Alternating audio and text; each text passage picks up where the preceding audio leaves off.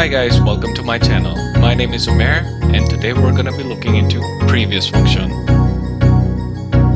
Let's get started. That's good. Previous function finds the prior value of an expression from the input dataset without discarding the records omitted by a where clause.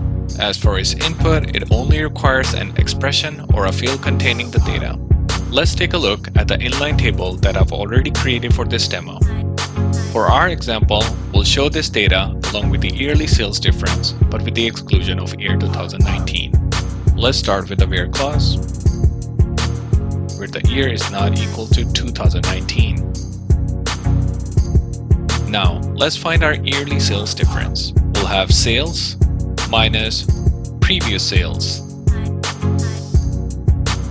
Let's call it yearly difference.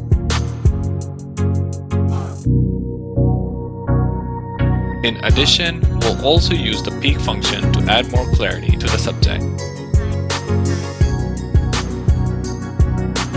Okay, now let's load the data. Open Data Model Viewer. As expected, the yearly difference in the first row is null, because there were no previous records before 2018, hence making the expression return a null value. Now let's try to understand the two different values we get for 2020. If you remember, the previous function ignores the where clause of the input table. That is why it deducts the sales amount of year 2019, that is $2,000, from the $4,000 amount of year 2020. The peek function, in contrast, recognizes the where condition and subtracts the previous value in the output table, that is $1,000 amount of year 2018 from the $4,000. And that's all I have on the previous function. See you in the next video.